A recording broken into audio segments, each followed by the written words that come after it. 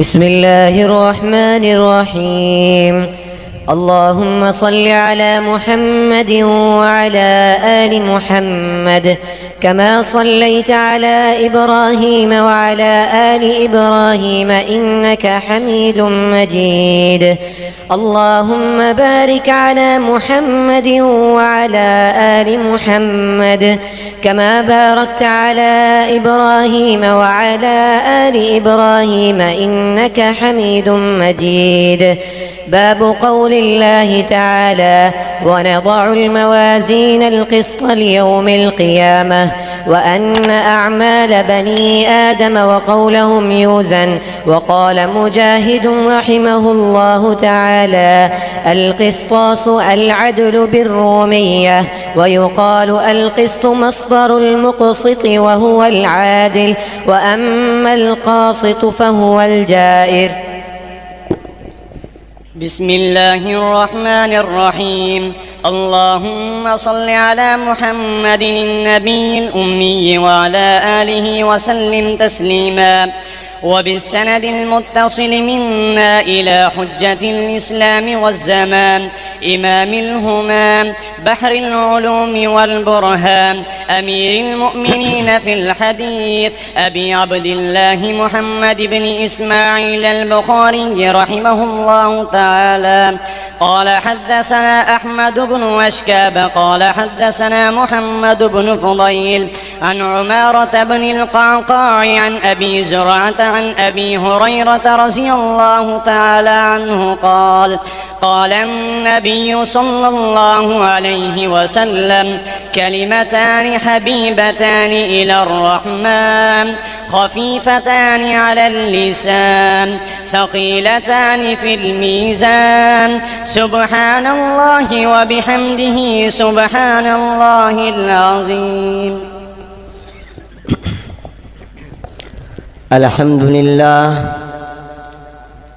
الحمد لله وكفى، والصلاة والسلام على عباده الذين اصطفى. أما بعد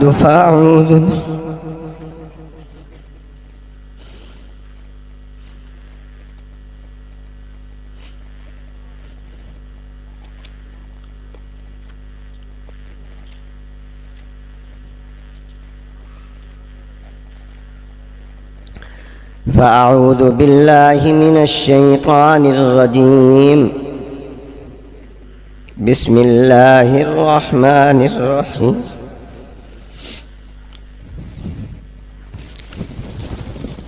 ونضع الموازين القسط ليوم القيامة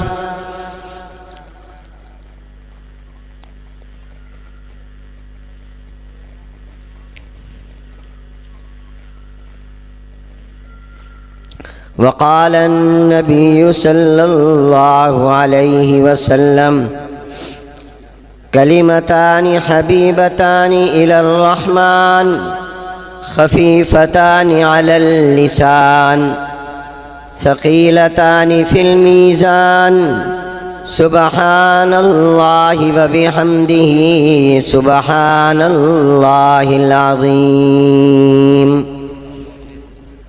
صدق الله العظيم وصدق رسوله النبي الكريم، ونحن على ذلك لمن الشاهدين والشاكرين، والحمد لله رب العالمين. اللهم صل على محمد وعلى آل محمد كما صليت على إبراهيم وعلى آل إبراهيم إنك حميد مجيد. اللهم بارك على محمد وعلى آل محمد كما باركت على إبراهيم وعلى آل إبراهيم إنك حميد مجيد. قابل صد احترام حضرات علماء کرام، مشائخ عظام، بزرگان محترم، شیوخ حدیث، اساتذہ کرام، طلباء عزیز، برادران اسلام، خواتین اسلام، اور میری دعوت و درخواست پر لاہور سے خصوصی طور پر ملتان تشریف لانے والے اور ابھی اس مبارک تقریب میں پہنچنے والے میرے گرامی قدر برادر محترم جناب انجینئر بلیغ الرحمان صاحب گورنر پنجاب، برادران اسلام، السلام علیکم ورحمۃ اللہ وبرکاتہ۔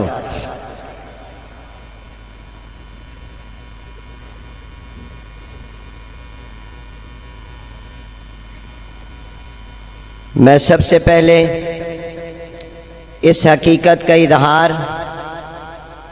ضروری سمجھتا ہوں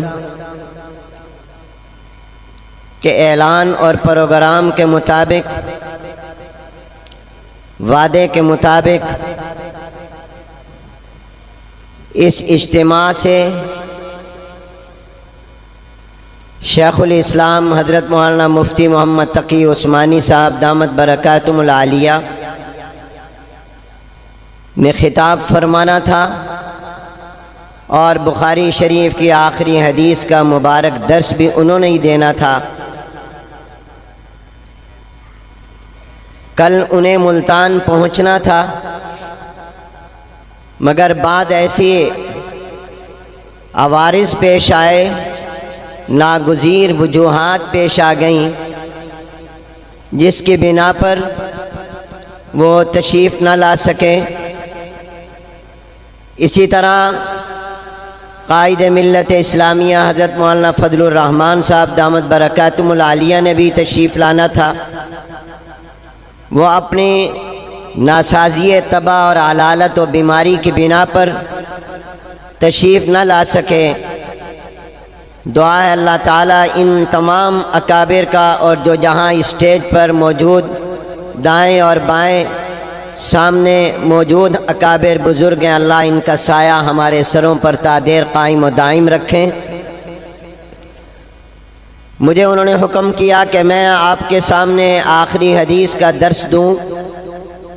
بالخصوص جامعہ کے اساتذہ کرام نے، جبکہ اس اجتماع میں مجھ سے لاکھوں گنا بہتر اہل علم و فضل، اہل تقوی، اہل نسبت اور عظیم شخصیات شیوخ حدیث موجود ہیں، یہ ان کا مقام تھا کہ وہ بخاری شریف کی آخری حدیث کا درس ارشاد فرماتے،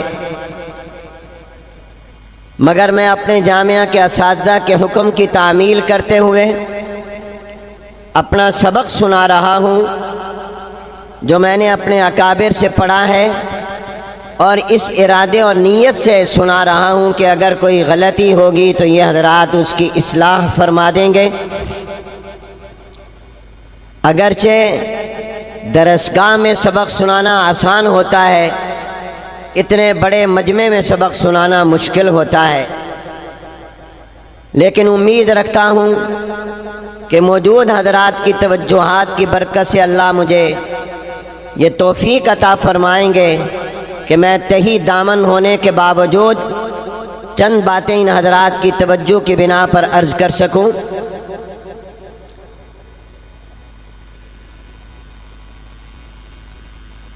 یہ مجلس عام مجلس نہیں ہے، اس کی نسبت ہے جناب نبی کریم رحمت عالم حضور اکرم صلی اللہ علیہ وسلم کے ساتھ، اس لیے کہ اہل علم فرماتے ہیں کہ جس مجلس میں جناب نبی کریم صلی اللہ علیہ وسلم کی حدیث مبارکہ پڑھی اور پڑھائی، سنی اور سنائی جائے، اس مجلس کا حکم سرکار کی مجلس ہے کہ جناب نبی کریم صلی اللہ علیہ وسلم سے جس چیز کی نسبت ہو جائے اللہ تعالیٰ اسے بھی اعلیٰ اور افضل بنا دیتے ہیں۔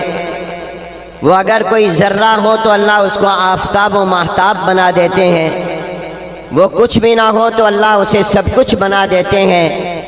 میں کہا کرتا ہوں کہ مدینہ منورہ دنیا کے نقشے اور جغرافیے میں پہلے بھی تھا، یہ شہر پہلے سے موجود اور آباد تھا، لیکن جب اس شہر کو نسبت ہوئی جناب نبی کریم حضور اکرم صلی اللہ علیہ وسلم کے ساتھ، اور حضور اکرم صلی اللہ علیہ وسلم کے پاؤں مبارک اس شہر کی مٹی پر پہلی مرتبہ جب لگے تو اس شہر کا نام بھی بدل گیا، اس کا مقام بھی بدل گیا۔ نام اس کا پہلے یثرب تھا، وہ یثرب منع کر دیا گیا، حالانکہ قرآن میں بھی یہ نام آیا تھا، کہا آج کے بعد اس کو یثرب نہ کہنا، آج کے بعد اس کو مدینہ منورہ کہنا، آج کے بعد اس کو مدینۃ الرسول کہنا، آج کے بعد اس کو مدینۃ النبی کہنا، آج کے بعد اس کو مدینہ طیبہ کہنا۔ دنیا کا مسلمان کسی شہر کو دیکھنے کی اتنی تمنائیں اور آرزویں نہیں کرتا جتنا مدینہ پاک کو دیکھنے کی دعائیں، تمنا، آرزویں کرتا ہے، پیسے جوڑتا اور جمع کرتا ہے۔ یہ تو اللہ نے اس کا نام بدلا، مقام یہ عطا فرمایا۔ حضور علیہ السلام نے فرمایا جو میرے شہر مدینہ منورہ میں ایمان کے ساتھ فوت ہوگا وہ بغیر حساب کے جنت میں جائے گا، اور ایک روایت میں فرمایا میں محمد صلی اللہ علیہ وسلم اس کی سفارش کروں گا۔ مدینہ کو نسبت ہوئی، وہ یثرب سے مدینہ منورہ بن گیا، اس کا مقام اعلیٰ ہو گیا۔ جناب نبی کریم صلی اللہ علیہ وسلم کی نسبت زمانے کو ہی آپ تاریخ کی کتابیں اٹھا کر دیکھیں، حضور علیہ السلام سے پہلے والے دور کو دور جاہلیت کہتے تھے، زمانہ جاہلیت کہتے تھے، لیکن جب اس کی نسبت حضور علیہ السلام کے ساتھ ہوئی اس کا نام بدل گیا، اور اس کو زمانہ جاہلیت نہیں بلکہ خیر القرون، بدترین زمانہ، بہترین زمانہ بن گیا۔ میرے محبوب کی نسبت سے، میرے محبوب کی نسبت قرآن کریم کو حاصل ہوئی، تمام کتابوں سے اعلیٰ۔ میرے نبی کی نسبت امت کو حاصل ہوئی، تمام امتوں سے اعلیٰ۔ میرے محبوب کی نسبت جناب نبی کریم صلی اللہ علیہ وسلم کی نسبت صحابہ کو حاصل ہوئی، تمام پیغمبروں کے صحابہ سے اعلیٰ۔ حضور علیہ السلام کی نسبت خاندان کو حاصل ہوئی، حضور کا خاندان تمام خاندانوں سے اعلیٰ۔ جناب نبی کریم حضور اکرم صلی اللہ علیہ وسلم کی نسبت جس چیز کو حاصل ہو جائے وہ سب سے اعلیٰ ہو جایا کرتی ہے۔ میں آپ کے ایمان کو تازہ کرنے کے لیے چاہتا ہوں آپ اپنی زبان سے یہ بات ذرا کہہ دیں، میں کہلوایا کرتا ہوں، دل و دماغ میں اتر جائے۔ آپ سارے میرے ساتھ ایک جواب مجھے دے دیں، سب سے اعلیٰ کہو ہمارے پیغمبر کی صورت۔ کوئی زبان خاموش نہ رہے۔ اے اللہ جو جو جواب دیں ان کو مکہ مدینہ دکھا دے، جو جو جواب دیں ان کو جنتی بنا دے۔ وقت تھوڑا ہے، جلدی فرمائیے۔ ہمارے پیغمبر کی صورت سب سے، ہمارے پیغمبر کی سیرت، ہمارے نبی کا حسن و جمال، ہمارے پیغمبر کی آنکھیں، ہمارے پیغمبر کا چہرہ انور، ہمارے پیغمبر کا سر مبارک، ہمارے پیغمبر کے بال مبارک، ہمارے پیغمبر کا سر سے پاؤں تک کا وجود، ہمارے پیغمبر کی نماز کا طریقہ، ہمارے پیغمبر کے حج کا طریقہ، ہمارے پیغمبر کے جہاد کا طریقہ، ہمارے پیغمبر کے دعوت و تبلیغ کا طریقہ، ہمارے نبی کے پڑھنے پڑھانے کا طریقہ، ہمارے پیغمبر کا مکہ، ہمارے نبی کا مدینہ، ہمارے پیغمبر صلی اللہ علیہ وسلم کی تہجد کی نماز، ہمارے پیغمبر پر اترنے والی کتاب قرآن کریم، ہمارے نبی کی امت، ہمارے پیغمبر کے صحابہ، ہمارے پیغمبر کا خاندان، یہ سب سے اعلیٰ ہے۔ تو یاد رکھو میرے دوستوں اور بھائیوں، جس مجلس کی نسبت جناب نبی کریم صلی اللہ علیہ وسلم سے ہو جائے وہ مجلس بھی تمام مجلسوں سے اعلیٰ ہے۔ بلند آواز سے کہو سبحان اللہ، اور اونچی آواز سے کہو سبحان اللہ۔ اس کی نسبت ہے سرکار دو عالم صلی اللہ علیہ وسلم کے ساتھ۔ جو مبارک ہیں وہ گھڑیاں جو حضور علیہ السلام کی حدیث کو سننے میں، سنانے میں گزر جائیں۔ حضرت شاہ ولی اللہ محدث دہلوی رحمت اللہ علیہ فیوض الحرمین پہ فرماتے ہیں کہ ایک دن میں نے جناب نبی کریم صلی اللہ علیہ وسلم کے سینہ مبارک کی طرف اپنے مراقبے میں توجہ کی، حضور علیہ السلام کے سینہ نبوت کی طرف میں نے اپنا دھیان اور توجہ کی، میں نے اپنے دل و دماغ کو متوجہ کیا تو فرمایا مجھے حضور علیہ السلام کے سینہ مبارک سے نور کی شعائیں نکلتی نظر آئیں، اور یہ نور کی شعائیں ان لوگوں پر پڑ رہی تھیں جو حضور کی حدیث کو پڑھ رہے تھے اور پڑھا رہے تھے، جو حضور کی حدیث کو سن رہے تھے اور سنا رہے تھے۔ اور ان نور کی شعاؤں کا مشاہدہ بھی اللہ والوں کو ہو جایا کرتا ہے۔ ایک بزرگ اور عالم گزرے ہیں شیخ عبدالعزیز دباغ رحمت اللہ علیہ، یہ ان پڑھ تھے، یہ عالم نہیں تھے، پڑھے لکھے نہیں تھے، لکھنا پڑھنا نہیں جانتے تھے، لیکن قرآن کے حافظ بھی نہیں تھے، لیکن جب قرآن کریم کوئی پڑھتا تو ان کو پتہ چل جاتا، جب حدیث پڑھتا تو پتہ چل جاتا۔ ان سے کسی نے کہا جب کوئی قرآن پڑھتا ہے تو آپ فرماتے ہیں یہ قرآن پڑھ رہا ہے، جب کوئی حدیث پڑھتا ہے آپ کہتے ہیں یہ حدیث پڑھ رہا ہے، جبکہ آپ تو عالم بھی نہیں ہیں، آپ کو پتہ کیسے چلتا ہے؟ تو فرمایا جب قرآن کی کوئی آیت پڑھتا ہے اس کے منہ سے سورج کی روشنی نکلتی ہے، حضور علیہ السلام کا فرمان اور حدیث پڑھتا ہے تو چاند کی روشنی نکلتی ہے۔ میں ان روشنیوں سے سمجھ جاتا ہوں یہ قرآن پڑھ رہا ہے، یہ حضور علیہ السلام کی حدیث پڑھ رہا ہے۔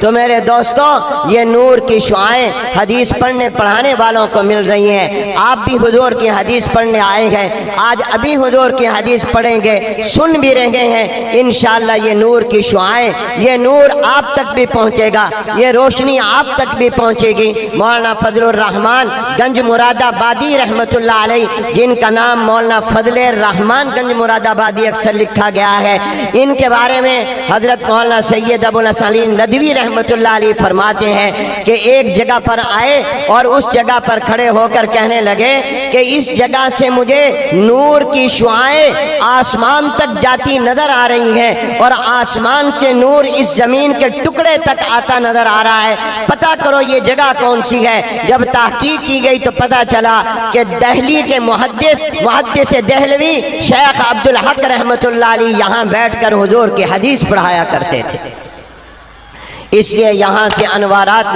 نکلتے ہیں۔ میں کہا کرتا ہوں ان مدرسوں کی قدر کرو، مسجدوں کی قدر کرو۔ جب مسجدوں میں اللہ کی عبادت ہوتی ہے، مدرسوں میں قرآن پڑھا جاتا ہے، جب حدیث پاک پڑھی جاتی ہے، درود پاک پڑھا جاتا ہے، پورے علاقے پر نور نازل ہوتا ہے، پورے علاقے پر رحمتیں نازل ہوتی ہیں، پورے علاقے سے اللہ مصیبتوں کو ٹال دیتا ہے، اللہ تکلیفوں کو ہٹا دیتا ہے۔ یہ مدرسے صرف اپنی جگہ نہیں، پورے محلے، شہر، علاقے، ملک کے لیے اللہ کی نعمت اور رحمت ہے۔ جناب نبی کریم حضور اکرم صلی اللہ علیہ وسلم کی حدیث کی مجلس ہے، اس کی نسبت ہے جناب نبی کریم صلی اللہ علیہ وسلم کے ساتھ۔ حدیث کی کتابوں میں سب سے اعلیٰ کتاب یہ بخاری شریف ہے، جس کا نام الجامع الصحیح المسند المختصر من امور رسول اللہ صلی اللہ علیہ وسلم وسننہ وایامہ ہے۔ اس کو بخاری تو اس لیے کہتے ہیں کہ لکھنے والے امام بخاری تھے، بخارا کے رہنے والے تھے، ازبکستان کے رہنے والے تھے، ورنہ اس کا نام بخاری نہیں ہے۔ جامع، صحیح، مسند، مختصر، حضور کی زندگی کے بارے میں یہ اس کا پورا نام ہے۔ اس کتاب کو امام بخاری نے بخارا میں نہیں لکھا، سمرقند میں نہیں لکھا، تاشقند میں نہیں لکھا، دنیا کے کئی ملکوں میں گئے ہیں، 1000 سے زیادہ اساتذہ ہیں جن سے علم حاصل کیا ہے، مگر امام بخاری رحمت اللہ علیہ نے اس کتاب کو لکھا ہے مکہ المکرمہ میں، مسجد حرام میں، خانہ کعبہ کے پاس بیٹھ کر، بیت اللہ کے پاس بیٹھ کر، حتیم میں بیٹھ کر اس کتاب کو لکھا ہے۔ اور اس کے جو عنوانات قائم کیے ہیں، تراجم اور ابواب قائم کیے ہیں، وہ مدینہ پاک میں، مدینہ منورہ میں حضور کے منبر اور حضور علیہ السلام کے روضہ مبارک کے درمیان بیٹھ کر، گویا ریاض الجنہ میں بیٹھ کر اس کے عنوانات لگائے، اس کی سرخیاں لگائیں، تراجم اور ابواب کو قائم کیا، اور فرماتے ہیں ہیں مجھے 16 سال لگے، میں نے 16 سال حضور علیہ السلام کی حدیثوں پر محنت کی، اور 6 لاکھ احادیث میں سے میں نے ان احادیث کا انتخاب کیا جو تقریباً 8,000 ہیں، ان کے حدیث کا انتخاب کر کے میں نے 16 سال میں ان کو لکھا، اور فرماتے ہیں اس پورے 16 سال کے اندر ایک دن کا بھی روزہ نہیں چھوڑا، پورے 16 سال میں نے روزہ رکھ کر یہ کتاب لکھی ہے۔ سبحان اللہ کہو، 16 سال روزے رکھے، ہر حدیث کے لکھنے سے پہلے 2 رکعت نفل پڑھے، استخارہ کیا، اللہ یہ تیرے محبوب پیغمبر کا فرمان ہے، میری تحقیق کے مطابق یہ تیرے نبی کا عمل ہے، یہ تیرے محبوب پیغمبر کی بات ہے، اب تو میرے دل میں ڈال دے کہ میں صحیح سمجھا یا غلط سمجھا۔ اللہ کی طرف سے اشارہ ہوا تو پھر امام بخاری رحمۃ اللہ علیہ نے اس کے اندر حدیث کو لکھا ہے۔ 16 سال جس کتاب کو امام بخاری نے مرتب کیا، جس کے اندر 16 سال روزے رکھے، جس میں امام بخاری نے تقریباً 16,000 رکعتیں پڑھی، اس لیے کہ 8,000 حدیثیں ہیں، ہر حدیث پر 2 رکعت نفل پڑھے تو گویا 16,000 نفل کی نمازیں رکعتیں پڑھی ہیں۔ امام بخاری رحمۃ اللہ علیہ کی اس کتاب کا آج میں اور آپ بھی پڑھنے لگے ہیں اور اس سلسلے سے جڑنے لگے ہیں جو سلسلہ 1400 سال سے ہم تک ملا آ رہا ہے۔ شیخ الاسلام میرے شیخ و مربی حضرت مولانا مفتی محمد تقی صاحب فرمایا کرتے ہیں، فرماتے ہیں تم نے ٹرین دیکھی ہے، گاڑیوں میں سفر بھی کیا ہے، جب تم ٹرین میں بیٹھتے ہو تم نے دیکھا ہوگا اس میں ایئر کنڈیشن کا ڈبہ بھی ہوتا ہے، عام سلیپر بھی ہوتا ہے، اس میں سیکنڈ کلاس کا ڈبہ بھی ہوتا ہے۔ اگر تم سیکنڈ کلاس میں بھی بیٹھے وہ ڈبے ایک دوسرے کے ساتھ جڑے ہوئے ہوتے ہیں، جب وہ انجن ان ڈبوں کو کھینچ کر ٹرین کو لے کر کراچی یا پشاور پہنچتا ہے تو جہاں ایئر کنڈیشن ڈبہ پہنچتا ہے، جہاں سلیپر والا ڈبہ پہنچتا ہے، جہاں پر اور بڑے بڑے عالی شان ڈبے پہنچ جاتے ہیں، وہاں جو سیکنڈ کلاس میں بیٹھا مسافر ہے وہ بھی اسی وقت میں کراچی پہنچ جاتا ہے۔ تو فرماتے تھے تم بھی حدیث کے طالب علم بن جاؤ، تم بھی حدیث کو پڑھ لو تاکہ حدیث کے اس سلسلے میں جو ایئر کنڈیشن لوگ تھے، محدثین اور فقہا تھے، مجتہدین تھے، ائمہ تھے، جنہوں نے زندگیاں اس میں گزار دی، جب ان کی گاڑی اور ان کے ڈبے کے ساتھ تم اپنا ڈبہ جوڑ دو گے، جب ان کی گاڑی جنت میں پہنچے گی تم بھی جنت میں پہنچ جاؤ گے انشاءاللہ۔ اس لیے آج ہم اپنے ڈبے کو جوڑنے لگے ہیں، آج ہم بھی یہ حدیث پڑھ کر امام بخاری کے شاگرد بننے لگے ہیں، محدثین کے سلسلے سے جڑنے لگے ہیں۔ امام بخاری رحمۃ اللہ علیہ نے جو آخری باب قائم کیا ہے، یہ باب امام بخاری رحمۃ اللہ علیہ نے وزن اعمال کا قائم کیا ہے۔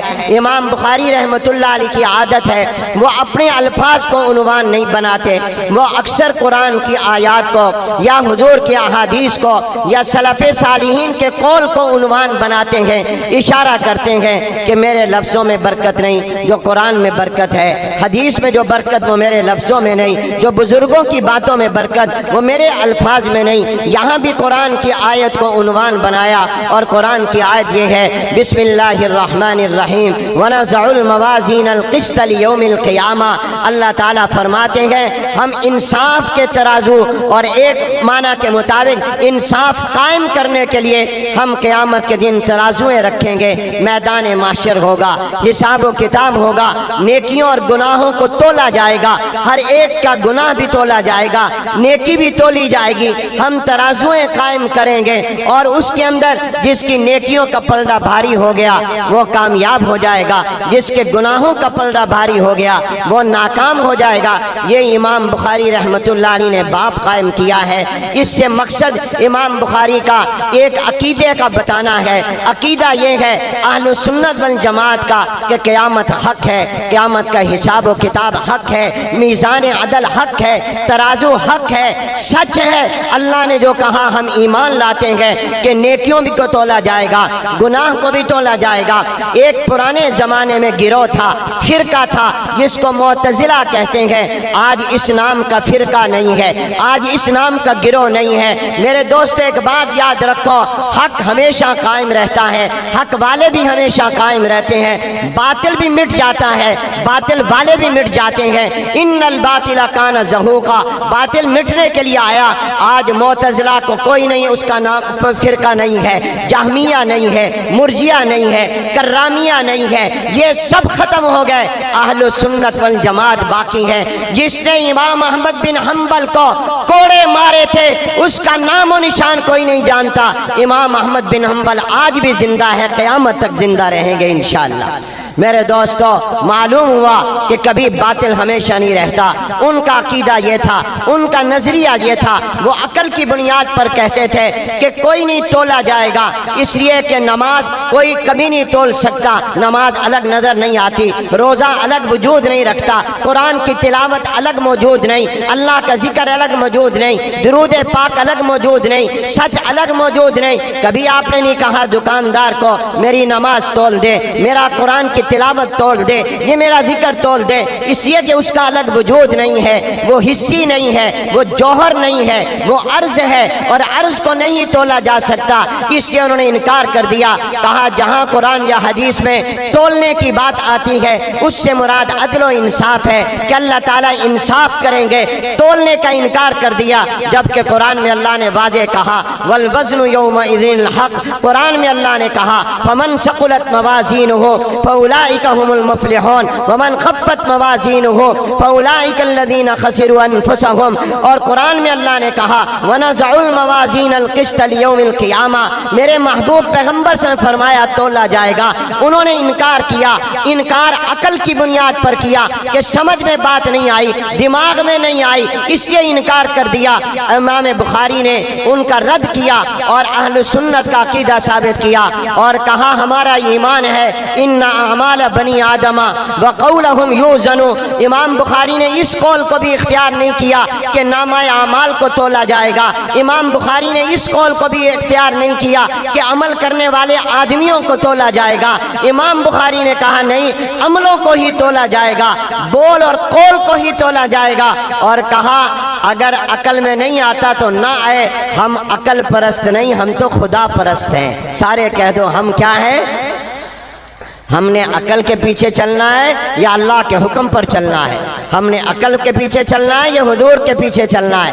یہ عقل شریعت کے نیچے ہے، شریعت عقل سے اوپر کی چیز ہے، یہ عقل اللہ نے شریعت کو سمجھنے کے لیے دی ہے۔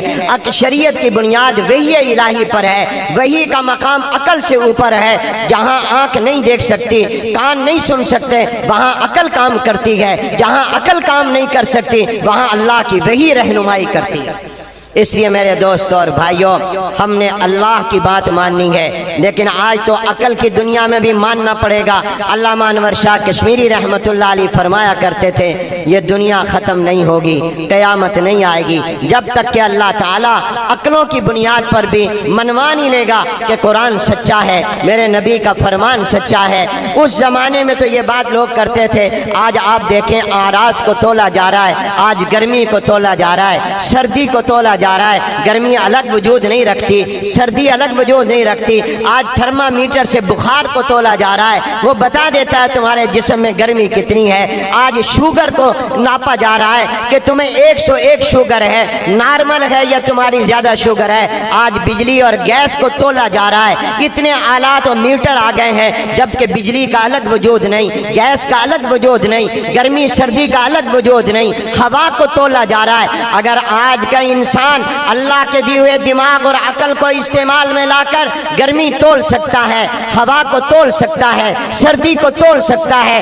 بخار کو تول سکتا ہے، اگر گیس کو تول سکتا ہے، بجلی کو تول سکتا ہے، تو جس اللہ نے انسان کو یہ عقل دی ہے، یہ دماغ دیا ہے، کیا وہ اللہ اس پر قادر نہیں ہے کہ میری اور آپ کی نماز کو تول لے، میرے اور آپ کے روزے، زکوٰۃ، حج و صدقے خیرات کو تول لے؟ وہ اللہ میرے اور آپ کے سچ کو تول لے، وہ ہمارے گناہوں کو تول لے۔ اللہ تو اتنا قادر مطلق ہے کہ اہل علم فرماتے ہیں آدم علیہ السلام سے لے کر آج تک جتنے مرد انسان پیدا ہوئے اور جتنے قیامت تک پیدا ہوں گے، جس شکل پر اللہ نے ایک انسان کو ایک مرتبہ پیدا کر دیا، اس شکل پر اللہ نے دوبارہ کسی انسان کو پیدا نہیں کیا۔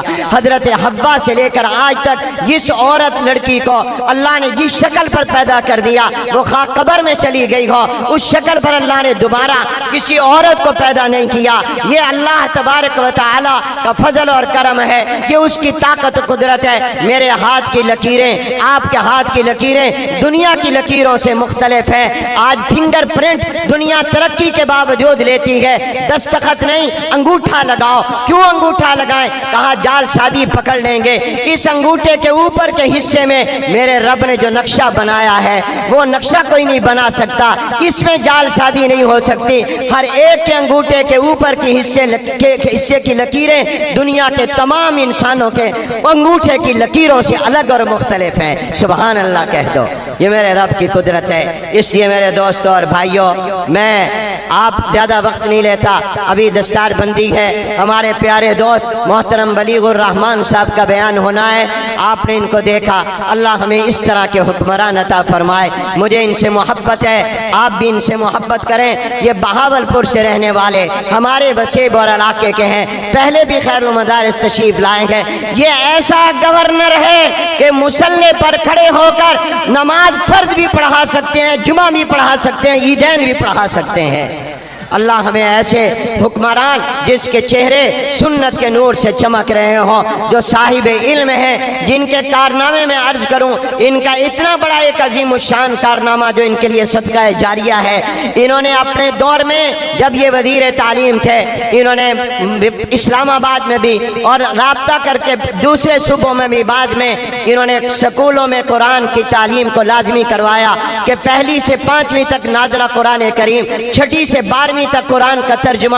پھر انہوں نے جب وزیر تعلیم تھے ہم سے کہا 5 وفاق مختلف مکاتب فکر کے ایک ایک عالم کو بطور نمائندہ دیں۔ ہم نے وفاق المدارس کی طرف سے مولانا منظور مینگل دامت برکاتہم کا نام دیا۔ 2 سے 2.5 سال ہمارے محترم بلیغ الرحمان صاحب کی نگرانی میں انہوں نے قرآن کریم کا ترجمہ مرتب کیا تاکہ پاکستان کے مسلمانوں کو ایک ترجمہ مل جائے، اور سکولوں میں جب قرآن کا ترجمہ لازمی ہو، کوئی یہ سوال نہ اٹھائے یہاں اہل سنت دیوبندیوں کا ترجمہ پڑھائیں یا اہل سنت بریلویوں کا پڑھائیں یا اہل حدیثوں کا پڑھائیں یا جماعت اسلامی کا پڑھائیں یا کسی اور کا پڑھائیں۔ انہوں نے کہا ایک قرآن کا ترجمہ اکٹھا علماء مل کر تیار کر دیں تاکہ ہم وہ سکولوں میں پڑھائیں۔ الحمدللہ ان کی کوششوں سے علماء نے قرآن کا ایک متفقہ ترجمہ قرآن 2 سے 2.5 سال محنت کر کے تیار کر کے دے دیا، جو انشاءاللہ سکولوں میں جاری ہو رہا ہے۔ سبحان اللہ کہہ دو۔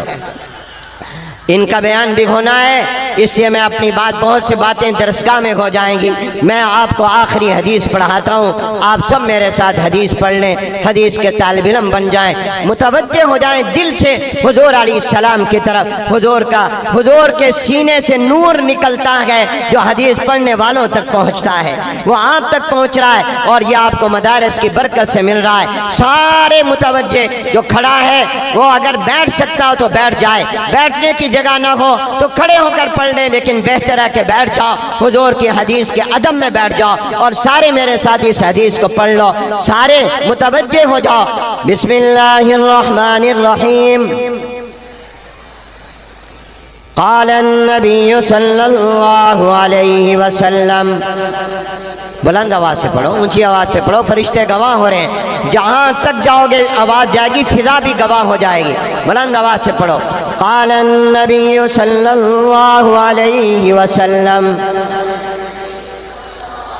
کلمتان حبیبتان الی الرحمن خفیفتان علی اللسان ثقیلتان فی المیزان سبحان اللہ وبحمدہ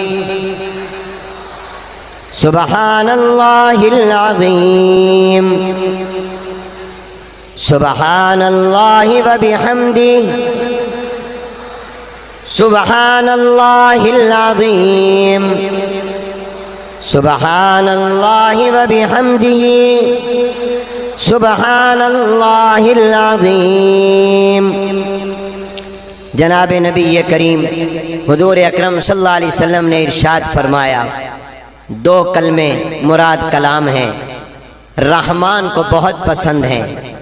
اللہ نہیں فرمایا، فرمایا رحمان کو، تاکہ اشارہ ہو کہ جو ان کو پڑھے گا رحمان کی رحمت ان پر نازل ہو، رحمت کی تجلیاں آئیں گی۔ اس لیے رحمان فرمایا، اور یہ بھی رحمان کی شان ہے، معمولی نیکی پر بڑا ثواب دے دینا۔ فرمایا رحمان کو پسند ہیں، پھر پسند ہیں بہت بڑے، پہلے ہی فرمانی 2 کلمے ہیں، کوئی لمبی چوڑا وظیفہ نہیں ہے، ایک تسبیح حضور بتانے لگے، شوق پیدا کیا، 2 کلمے ہیں، رحمان کو پسند ہے، یہ بھی اور ان کا پڑھنے والا بھی رحمان کو پسند ہے، زبان پر ہلکے پھلکے ہیں، بچہ بھی ادا کر لے گا، مگر قیامت کے دن ترازو میں بھاری ہے۔ اسی سے ثابت کر دیا بھاری تب ہوں گے جب وزن ہوگا، معلومات تولا جائے گا۔ اور ایسی حدیث لائے جس میں قول کا تولنا بھی ثابت، عمل کا تولنا بھی ثابت، کیوں؟ اس لیے کہ یہ سبحان اللہ قول ہو گیا اور زبان کا عمل ہے، اس لیے عمل بھی ہو گیا، تو فرمایا قول بھی تولا جائے گا، عمل بھی تولا جائے گا۔ اور وہ پھر شوق پیدا کر کے بتایا، فرمایا وہ کون سے 2 کلمے ہیں؟ پھر پڑھ لو، سبحان اللہ و بحمدہ، سبحان اللہ العظیم، سبحان اللہ و بحمدہ، سبحان اللہ العظیم۔ اللہ عیبوں سے پاک ہیں، تمام کمالات کے جامع ہیں۔ وقت نہیں کہ میں اس کی تفصیل میں اب بیان کروں، پھر کبھی صحیح، لیکن 4-5 باتیں خلاصے کے طور پر عرض کرتا ہوں۔ پہلی بات، امام بخاری نے اپنی کتاب کو شروع کتاب الایمان سے کیا، ختم کتاب التوحید پر کیا۔ توحید بھی ایمان ہے، گویا یہ کہا اپنے ایمان کی حفاظت کرنا، ایمان کا خیال کرنا، شروع میں بھی ایمان، آخر میں بھی ایمان۔ ایک جملہ کہا کرتا ہوں، سنا ہوا ہے بزرگوں سے، تم اپنے ایمان کو بچا کر قبر تک لے جاؤ، پھر قبر سے آگے جنت تک ایمان تمہیں لے جائے گا۔ اللہ ہم سب کا خاتمہ ایمان پر فرمائے، ہم سب کو اللہ تعالیٰ ایمان کا فکر کی توفیق عطا فرمائے، اپنی اور اولادوں کے ایمان کی۔ اور ایمان کی عظمت اتنی سمجھ لو، ایمان نہ ہو حاجیوں کو پانی پلانا کام نہیں آتا۔ کافر مشرک حاجیوں کو پانی پلاتے تھے، بیت اللہ کی صفائی کرتے تھے، کئی داڑیوں سے کرتے تھے، مگر ان کا اجر بدلہ اللہ دنیا میں دے دے گا، آخرت میں عذاب ہلکا کر دے گا، جائیں گے جہنم میں۔ پانی پلانا حاجیوں کو کام نہیں آئے گا کافروں کے، کیونکہ ایمان نہیں۔ اور اگر ایمان ہو تو پھر بدکارہ عورت کا پیاسے کتے کو پانی پلانا بھی کام آ جاتا ہے۔ حضور نے فرمایا کہ بدکارہ عورت تھی، پیاسے کتے کو پانی پلایا، آواز آئی تجھے ہم نے جنت میں داخل کر دیا، کیونکہ ایمان تھا۔ ایمان، ایک تو ایمان کا خیال کرو۔ دوسری بات، امام بخاری نے متوجہ کیا اپنی قبر، آخرت، موت، حساب کتاب کو یاد رکھو۔ اور تیسری بات اس طرح متوجہ کیا کہ نیکیاں زیادہ کرو تاکہ تمہارے نیکیوں کا پلڑا بھاری ہو، خاص طور پر نماز کبھی نہ چھوڑو۔ اور ایک اس طرف متوجہ کیا اپنی زبان کی حفاظت کرو، اور ایک اس طرف متوجہ کیا جب بھی کوئی دین کا مسئلہ بیان کرو اٹکل سے بیان نہ کرو، پوری دلیل کے ساتھ ذمہ داری سے بیان کرو۔ کیوں؟ اس لیے کہ امام بخاری بھی جو حدیث بیان کرتے پہلے سند لاتے ہیں، سند حدیث کے حدیث ہونے کی دلیل ہے، مسئلے کی دلیل ہے۔ علماء بھی عوام بھی جب دین کا مسئلہ بیان کریں ذمہ داری سے بیان کریں۔ اور ایک یہ کہا کہ جب بھی کوئی نیک عمل کرو یا بات کرو اپنے دل کو ٹٹول لو، اخلاص ہے یا نہیں، کیونکہ تمہاری نیکیوں میں وزن جو آئے گا، یہ نہیں کہا تولا گنا جائے گا، کہا تولا جائے گا، وزن اخلاص سے آئے گا۔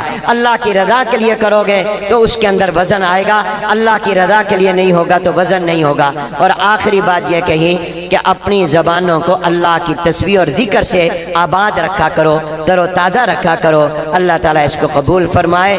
میں ابھی چونکہ گورنر صاحب کا بیان ہونا ہے، دعا بھی ہونی ہے، اور یہ ان بچوں کی دستار بندی۔ کھڑے ہو جاؤ بچوں، پہلے قرآن کے حافظ کھڑے ہو جائیں، ماشاءاللہ۔ یہ سارے آپ ذرا دیکھو ان کی طرف اور کہو مبارک مبارک۔ یہ تقریباً خیر المدارس سے اور اس کی شاخوں سے 250 کے قریب قرآن کے حافظ ہیں جو اس سال گورنر صاحب تیار ہو کے جا رہے ہیں۔ 300 قرآن کے حافظ ہیں جو خیر المدارس کی شاخوں سے جا رہے ہیں۔ 300 قرآن کے حافظ، بیٹھ جاؤ۔ اب میں ان طلباء کو کھڑا کر رہا ہوں جو عالم کا کورس پورا کر کے دورہ حدیث سے فارغ ہو کر جا رہے ہیں، جو تقریباً 200 ہیں۔ یہ تمام پورے ملک کے ادھر منہ کر لو بھی، آپ سارے کہو مبارک مبارک، آپ کہو خیر مبارک خیر مبارک، ماشاءاللہ۔ اب ان طلباء کو کھڑا کر رہا ہوں جو 2 سال کا مفتی کا افتاء کا کورس کر کے یہاں سے جا رہے ہیں، وہ کھڑے ہو جائیں متخصصین، ذرا ان کو بھی دیکھو اور ان کو بھی مبارک دے دو، ماشاءاللہ۔ اللہ تعالیٰ قبول فرمائے۔ میں شکر گزار ہوں حضرت مفتی حسن صاحب، ہمارے خواجہ خواجگان خانقاہ سراجیہ کندیاں شریف کے سجادہ نشین حضرت مولانا خواجہ خلیل احمد صاحب دامت ان کے ابا جان خیر المدارس کو اپنا مدرسہ سمجھتے تھے، ہر پروگرام میں تشریف لاتے تھے، ان کا بھی شکر گزار ہوں۔ جتنے بھی اسٹیج پر علماء موجود ہیں، مولانا رشید احمد شاہ جمالی صاحب، حضرت مولانا قاری محمد طیب صاحب، مولانا زبیر احمد صدیقی صاحب اور ہمارے اساتذہ کرام، ان سب کا شکر گزار ہوں۔ ہمارے ملتان کے کمشنر چودھری صاحب ہمارے بڑے پیارے دوست ہیں، ان کو میں نے دعوت دی، محبت سے آئے، ہم ان سب کے شکر گزار ہیں۔ ملتان انتظامیہ کے، پولیس کے، ضابطہ کے، تمام محکموں کے، بلدیہ کے، کارپوریشن کے، صفائی کے عملے کے، جنہوں نے ہمارے ساتھ تعاون کیا۔